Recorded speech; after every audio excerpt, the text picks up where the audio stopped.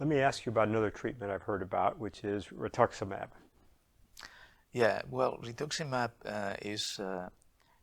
is actually an antibody. It's an antibody that what it does is the whole goal of this antibody is to eliminate what's called the B lymphocytes or the B cells. Um, the B lymphocytes are the cells that eventually produce antibodies. Okay, so what the rituximab does is goes to these cells that are the B cells lineage. There are several levels of maturation of these B cells and eliminates them. So then essentially the factories of making the antibodies are eliminated for a while.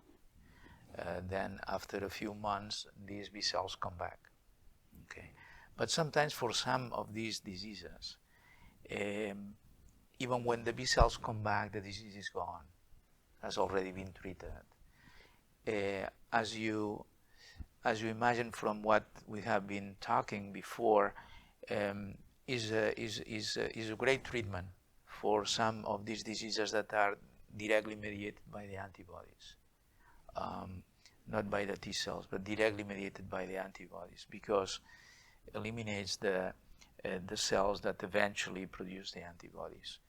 There are some other cells that is the end of this lineage that's called plasma cells, these are the real ones. These are essentially after the B cells evolve, eventually the B cells mature and become plasma cells. The rituximab does not eliminate the plasma cells. And then there are some drugs coming now, similar to rituximab, that what they want also is to target the plasma cells. But essentially what the rituximab does is eliminate the B cells, and the plasma cells in some way disappear later, or they die, or they are eliminated with other strategies. So it's a great drug for that. It also helps for disorders mediated by T cells, because the B cells and T cells both are lymphocytes. Right? Both are different types of lymphocytes. The B cells eventually make antibodies. The T cells directly attack. So, but the T cells, to recognize what they have to attack, sometimes they need the help of the B cells. So they need the help. The B cells are very good presenters of antigens, or very good presenters of proteins.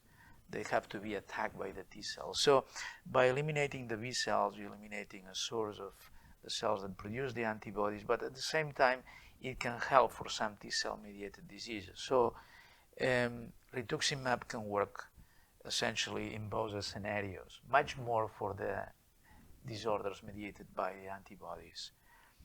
But this is a great drug for all these syndromes.